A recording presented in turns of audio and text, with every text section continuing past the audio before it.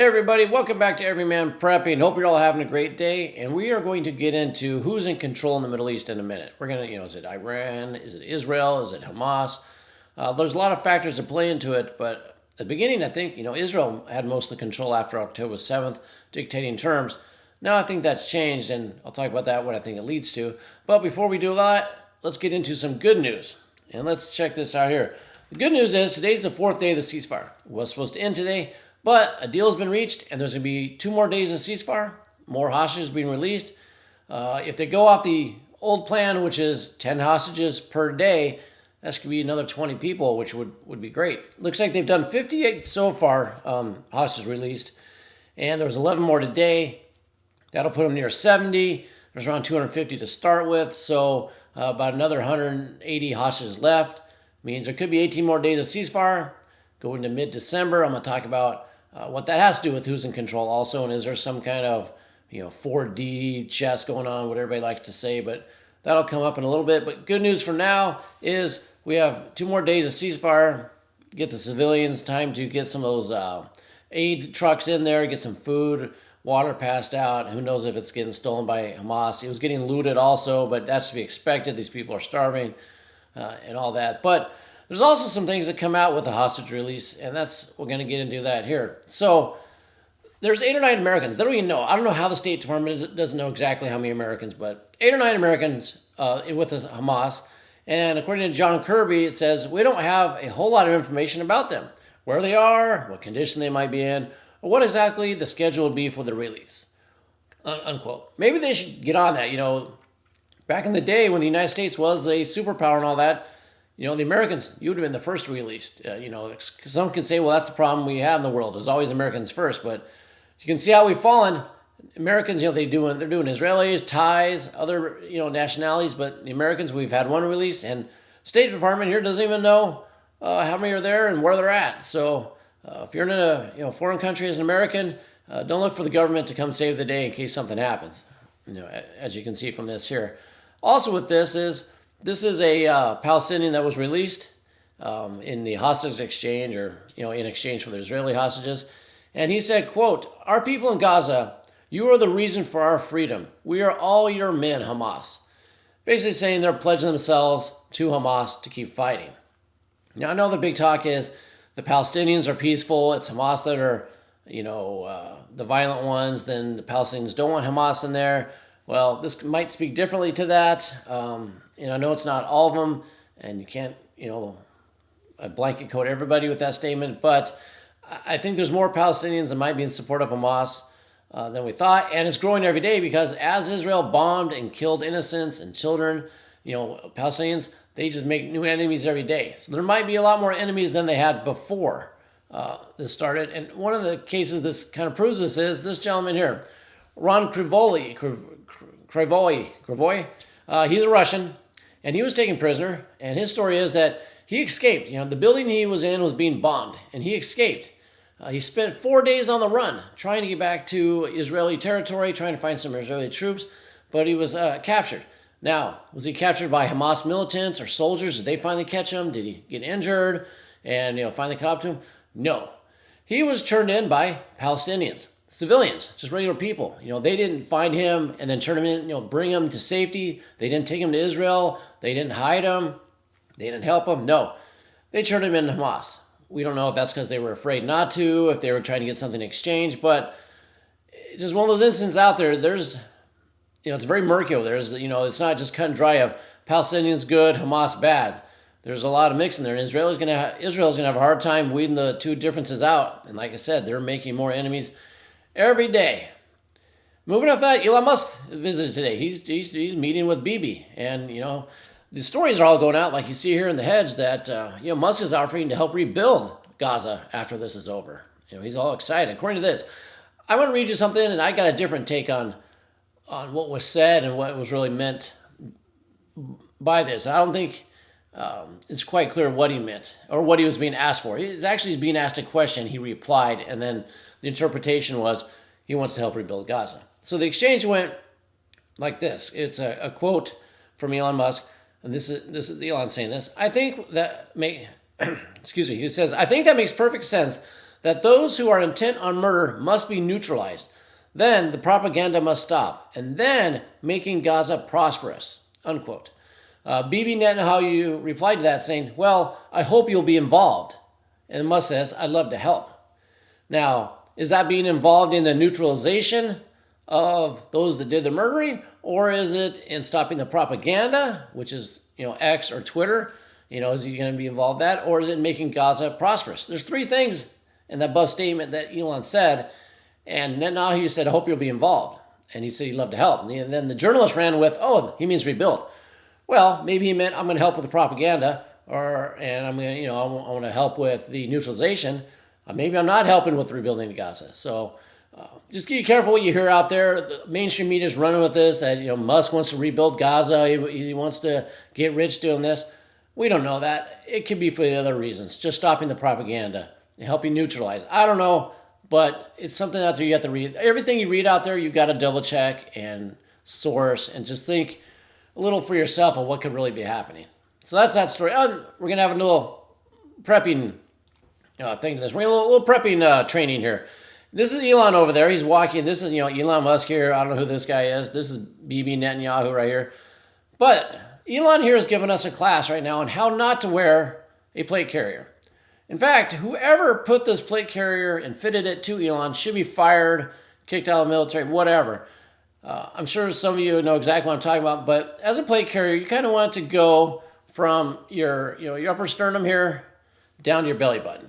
You want that area protected in here. Let me see if you guys, can you see that what I'm talking about? Yeah, sternum here down to the belly button. And, either, would that be a 10 by 12, 11 by 14, but that's where your vital organs are. That's what you want to protect. Well, as you can see from, this photo here, there's a video, he's walking. He's basically being choked out by this arm, this plate carrier, and it's well above his navel, his belly button, all kinds of soft target area here. I don't know what's in these black clip devices, but, Bibi has at least a decent sized one. It looks a little thin. I don't even know if he has a plate in there. Maybe he has a level 3A, a pad in there to stop the handguns and all. But at least it's going from sternum down to his belly button at least. It's covering the vitals. Elon looks ridiculous in this. So don't wear it like this. Wear it more like this. And, as I pull this along here, you'll see he's walking with it. And, he looks like, I don't know, he looks like Frankenstein out there wearing this thing. Here you are up close. You can see how he's wearing it. It's really up high. Not very good at all. So that's your lesson today for prepping is don't wear it like Elon. And whoever did that for Elon, he should make sure they're fired. All right, moving on from that, we have this map here, the current map of the state of the Gaza takeover, invasion, operation, whatever you want to call it. Whatever side you're on, you'll have a different name for it. Areas in blue haven't changed much. That's the Israeli current occupation areas. The green is the Hamas areas or the previous Palestinian areas. The areas that really haven't changed because we've been on ceasefire for 4 days. And like I said, we're going to go 2 more. The control hasn't changed. But this leads us into talking what we want to talk about, and I'll leave this up while I talk, is who's in control. First, it was Israel. Israel dictated terms, when they were going to attack, how much, where they were going. And then the talks of the ceasefire came. And then the ceasefire was agreed to. But now, I believe Hamas, and maybe Hezbollah, Iran behind them, but Hamas, they're basically controlling the show now. They're in charge because they're dictating to Israel if you can attack or not because, if the ceasefire's on, Israel's not going to attack. Or if they do, international community goes after them, maybe the United States, they're breaking the ceasefire. So as long as Israel keeps petering out a few hostages every day, 10 more and 10 more, they control the fact that Israel can't attack, Israel can't do anything. Well, behind the scenes, they could be preparing for more war, preparing more rockets, hiding out, who knows what. So Hamas has the control right now. And unless Israel changes that relationship by demanding all the hostages all at once by a certain date, which would break the original agreement, they're kind of at the mercy of Hamas right now to do as what they say is this, as long as you give us hostages, we'll have a ceasefire. Now, when I was talking about the number of days, so there's about 180 hostages left. That's 10 per day. That's 18 days. Takes us to mid-December, which is the end of Hanukkah. Hanukkah, I believe, is December 7th through the 15th. And, it's a pretty important holiday in the Jewish faith and all that. So people in Israel, it's gonna be maybe, horrible thing happened October 7th, but that's gonna fade from memory. People, that's just what humans are these days. Things fade quickly, and they got Hanukkah coming up. And if there's a ceasefire all the way through Hanukkah, all the way to the end of the December 15th, the last ones come home. You've done the Hanukkah celebration. There's been no fighting. Is that the end of it? To stop? Can Israel muster up the support it would need to go back and start the war again? Or people in Israel push for saying, we're good, we got our guys back, you did the bombing, we're good, let's go. I think Hamas would love that because they would probably rebuild and go from there, and probably, same thing, the cycle would repeat again eventually. So all the balls in Hamas's court, I believe. Israel has to just wait and see. And then, like I said, if they take this all the way through Hanukkah, I don't know if Israel can start it back up. They might have to just say, okay, we're done. I don't know. We'll see what happens, if they can get the push for it or not. And if they are done, there's going to be some other people that want to be in control that aren't. And I think that's going to be the United States, maybe the rest of Europe, because I believe they really want a war with Iran. Hezbollah and Iran have not taken the bait yet to really join this war. Hezbollah has been doing some stuff from the north, some attacks and all that. And the Yemenis from the south have been shooting a few ballistic missiles, taking some ships hostage. And in fact, we can go to this. Well, let's go. We'll come back to this in a minute. Check this out here, though. There's a container ship operated by an Israeli ocean carrier, Zim. They changed course, and they're taking the long way around Africa instead of going through the Suez Canal, which would pass them right by Yemen, which means they could get hijacked. So I mentioned this before in a video that, once they start disrupting shipping, once they're afraid to go through there because insurance rates go up so much, or they're afraid of getting taken, what do you think is going to happen? If everybody has to, go all the way around Africa to deliver their goods from Europe to the east, or from the east back into Europe, if they can't go through the Suez Canal and they got to traverse around the Horn of Africa and all that, well, what do you think it's going to do with the cost? Someone's paying for the extra shipping, the fuel, the manpower, the wages. Does stuff go bad while what's out there that long if it's a food item? So yes, supplies are going to get more expensive. Items are going to get more. Inflation is going to go up. It's going to happen, and it started happening now. This is from FreightWaves, very reliable. Freight tracking. They do both trucking and shipping, anything to do with transfer of goods. So this is just happened now. Are more going to follow? If so, it's going to lead to probably shortages and more costs. Now, getting back to what I was saying, so a little bit of Yemen and the control. Well, the United States, like I said, I think wants war with Iran. They really want to push that. Iran hasn't taken the bait. Hezbollah hasn't taken the bait. You don't amass this much naval power, the most naval power ever amassed in, the Persian Gulf, the Red Sea, the Mediterranean, unless you think you're going to use it. You're going to do something. It's not for training. You're not doing this just to, show off. You're ready to go to war, basically. But they're not getting it. So, at the end of these hostages and the ceasefire, is there time for a false flag time? Is it time for Gulf of Tonkin event? Do they need to get this war with Lebanon and Iran going because all the troops they amassed? I don't know. I can see that still happening, especially if Israel says, hey, we're good. We got our hostages. We did our stuff. We're backing off now. We're just going to put in a little bit bigger buffer zone, and we're done. Well, the United States, I think, is going to be quite disappointed, and the military-industrial complex. That's how I see it. What do you think? Right below. That's my theory on what I think is going on with all this. So write down below what you think. And then let's switch gears here into Ukraine. So they had a huge blizzard going on, a huge winter storm. This is in the Odessa Oblast area. You got power going out. I think in Crimea, there's 500,000 people without power. There's a high surf going in, flooding areas. So last winter wasn't this bad. Europe had a pretty mild winter, which, led them to get off on their natural gas and their other fuels not spiking and their heating costs. And, they had high inflation, but luckily it was in warm weather and their resources, their commodities for the utilities didn't impact as much as they could. I think that's going to be a problem this year. It's going to be a lot different. And one way we can look at that is if we go to here, this is a GFS model of the weather. So we're looking at Europe now. We got a lot of stuff on the screen. It's going to be a little bit hard to see, but you got Italy here just to show you Italy, and you got some Spain, you got Germany and Poland up here, And Ukraine is way over here. It's this big, I'll outline it really quick. It's this big outline here. This is Ukraine. Here's Crimea. So I'm going to step this through the days, and you can kind of watch the day. We're going to start off today and go through 16 days. It's a 16-day forecast. But you'll see there's a lot. Now, rain is green, blue is snow. And as we step through this, and we can see that, there's another storm coming on. There's rain and snow in Ukraine coming in right now. So a lot harsh winter. They might lose more power, more people freezing, need more gas, more electricity. I think it's going to be a hard winter. So this goes on, keeps going on. You can see Germany and Poland getting a little snow there.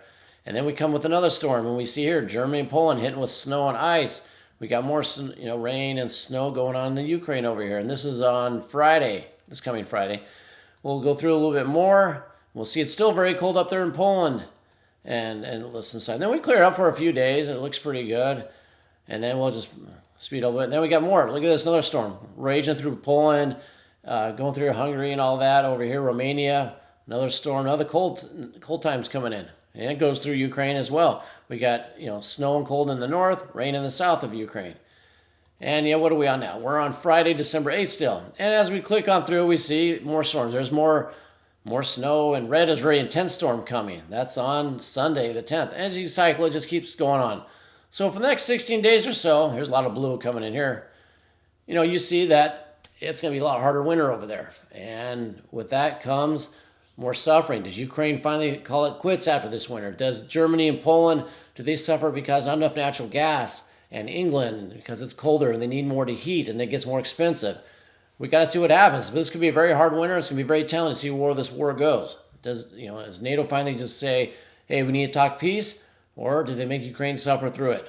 I don't know. We'll see.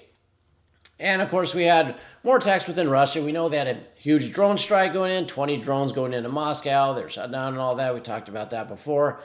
But this is in, I'm not going to pronounce it. Oh, I'll try. What the hell? Chelyabinsk area. It's a factory where they make engines for tanks. Transformer caught fire, probably accidentally. Who knows? Probably sabotage. But, there's still, sabotage going on within Russia. They're trying to go after Moscow. Like I said, when this winter kicks up, does everybody just hole up and wait for spring and start up again? Or is this their turning point? Let's wait and see how that leads into China's decision to whether or not go after Taiwan now. Like I said, October, November is the best time over there for the seas and the weather over there. If they see the Middle East dying down, if they see Israel dying down, and the U.S. not being preoccupied there, also with the slowdown in the Ukraine war, they might want to pull the trigger and go over there because, a preoccupied United States is great for them in this. If we're not preoccupied, they probably won't go. So we got to keep our eye on China as well. And finally, one last thing of super heated, probably, high octane conspiracy theory or not, but we have a inside paper came out and said Pennsylvania water system hacked by Iranian-backed cyber group. Trying to find more information on this. No idea if this is true or not. I figured I'd throw that in the end here just to show you there's some stuff out there where, hey, we always talk about there could be cyber attacks out there. And, according to this one story, like I said, I haven't had a backup source on it yet. Water system being hacked by Iran. I wouldn't, all of our stuff is vulnerable, whether it be the water system, the grid power, gas pipelines, all that's vulnerable to hacking. They can hack it and shut it down. They can hack it and explode it. Water system, they can taint it. They could put, if it's one where they put in, fluoride and chlorine, they could, dose it heavily and poison it for people. Who knows? It's all a possibility out there. Just make sure, you're ready in case all those systems shut down and you have your stuff to take care of everything that you need for you and your family. That's all I have for today. Hopefully you got something out of this. And until next time, keep your ear to the ground and head on a swivel.